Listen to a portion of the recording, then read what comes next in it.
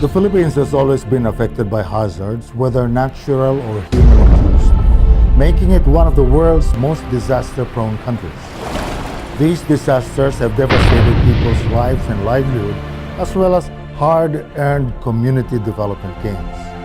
To help the people prepare before disaster strikes, lessen disaster impacts, and ensure that communities can recover quickly and have less reliance on outside aid, the Asian Disaster Preparedness Center, with funding support from the Bill and Melinda Gates Foundation, is investing on a project entitled Strengthening Capacity of Government and Local Humanitarian Organizations in Preparedness and Response in Asia.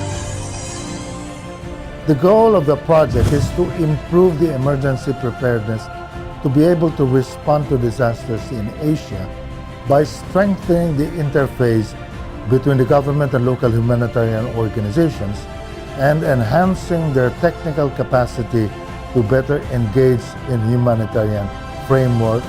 And this is done by providing institutions, partnerships, knowledge resources, training, and networking opportunities. The strategy adopted is to develop the national preparedness partnerships of local humanitarian organizations as an effort to create the Asian Preparedness Partnership in the Asia region. Implemented in 6 countries, namely the Philippines, Cambodia, Myanmar, Nepal, Pakistan, and Sri Lanka, the first major activity of the project is to conduct a baseline study with the following objectives.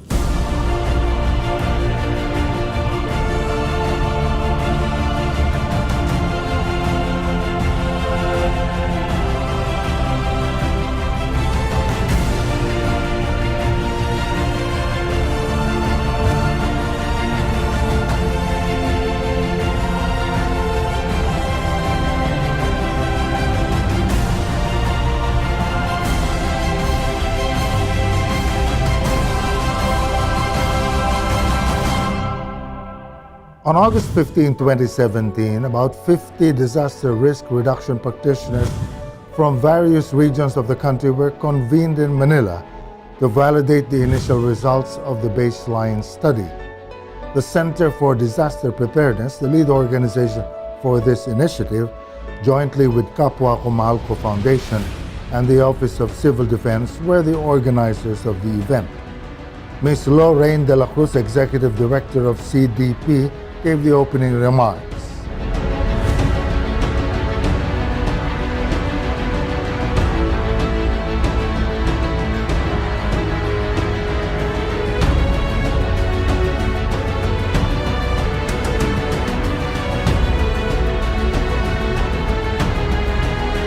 Dr. Mel Capistrano, Country Manager for ADPC Philippines, then gave the overview of the project. He opened with a short icebreaker to illustrate the importance of coordination.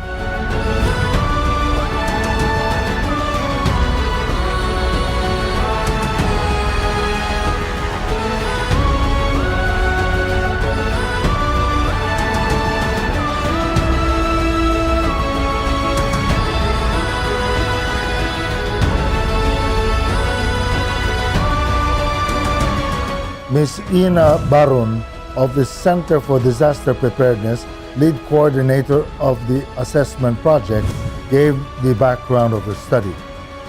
She discussed the research objectives and the criteria for choosing target areas.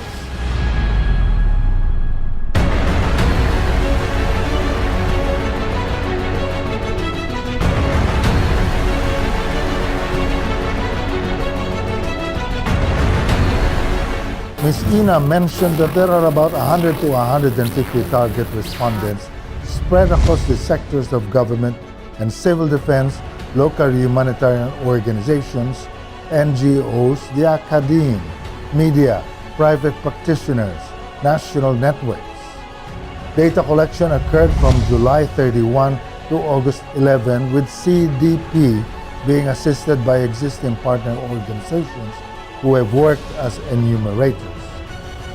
The tools used in the study were structured interviews, questionnaires, key informant interviews, and focus group discussions. Dr. Noel Huban, The research consultant presented the initial findings for local humanitarian organizations, international humanitarian organizations, governments, as well as private sector and the media. Highlights of the research findings include the following. The local humanitarian organizations are registered mostly with the government, duly accredited, and have an article of association or incorporation, and most have concrete organizational structures with regard to emergency response and have documented mission and vision. Moreover, most local humanitarian organizations have sufficient manpower to perform emergency response. Areas for improvement of capacity include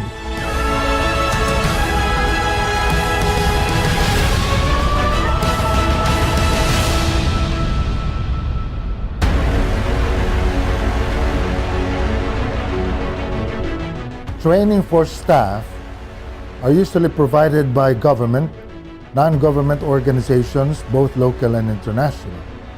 Staff capacity building needs include the following.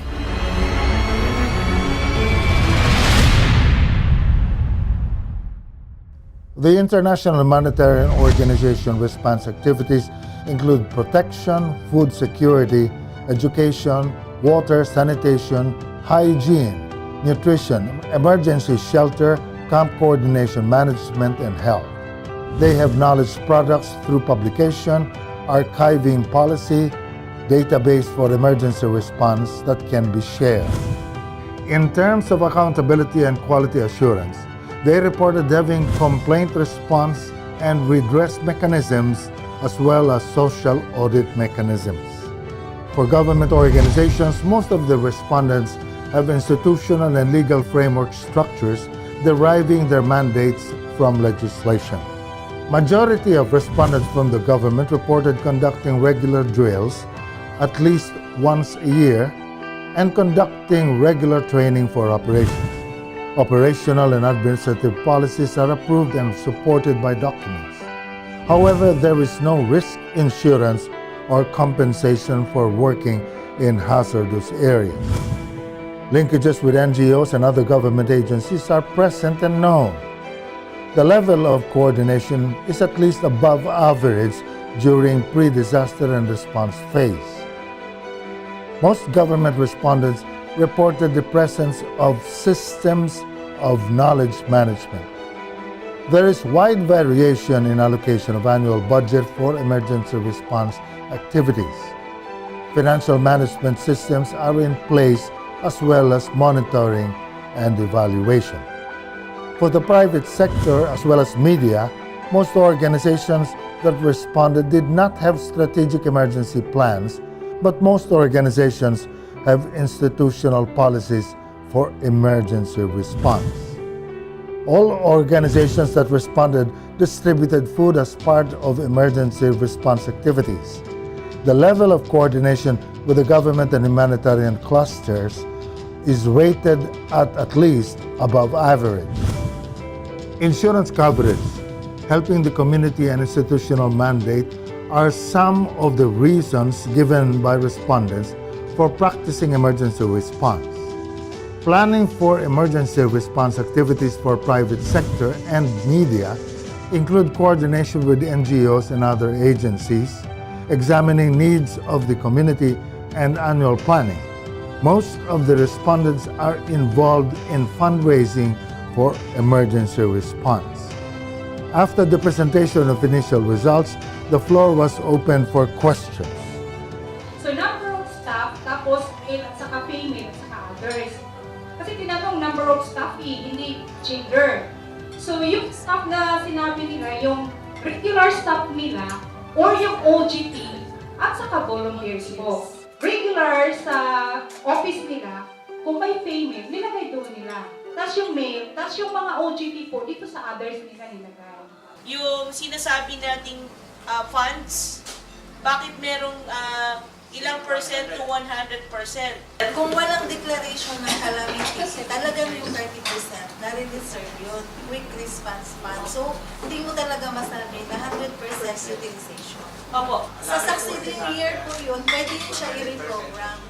Based on findings of the baseline data, Ms. Mayforth Luneta led the participants in the validation session for purposes of identifying specific issues confronted on the ground in local communities. At the same time, they pinpointed areas for capacity building and allowing knowledge exchange and enhancement. She divided the participants into 4 smaller groups, namely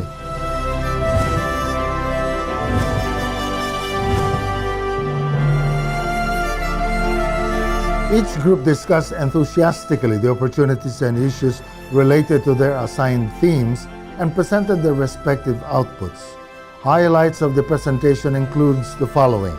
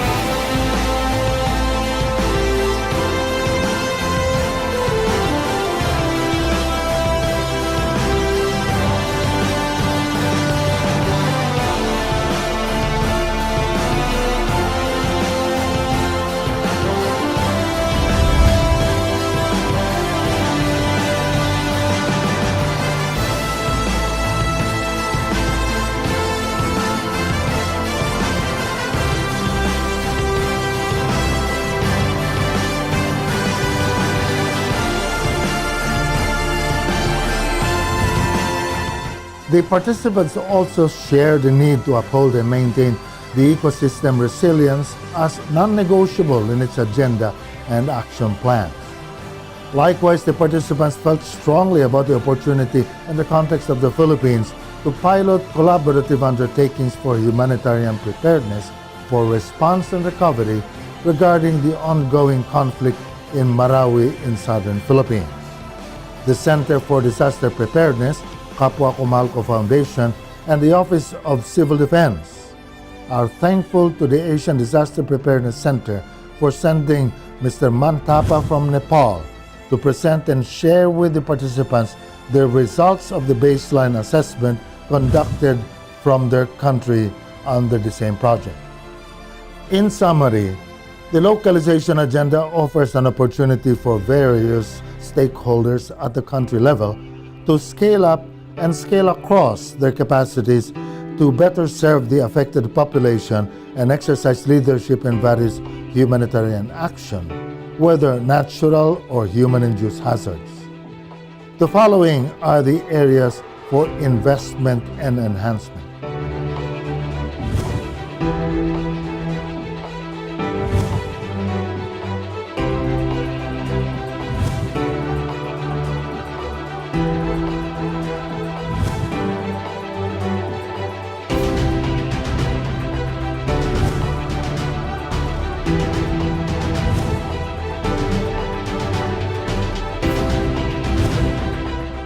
For the next step, Dr. Mel Capistrano discussed how they could move forward with the project.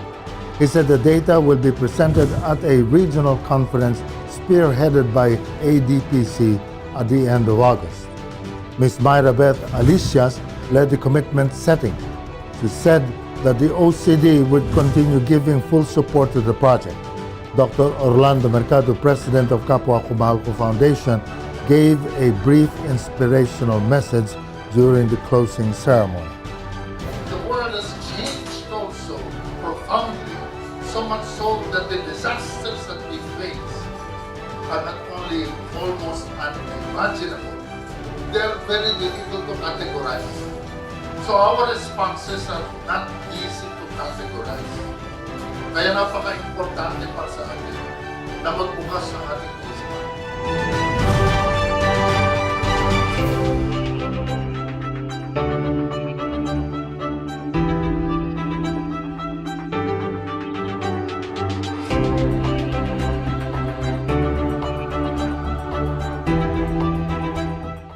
The one-day event was a fun-filled learning experience among the facilitators and participants as they collectively discussed challenges and opportunities in improving emergency response systems of concerned disaster management agencies and the capacities of disaster management practitioners in the Philippines.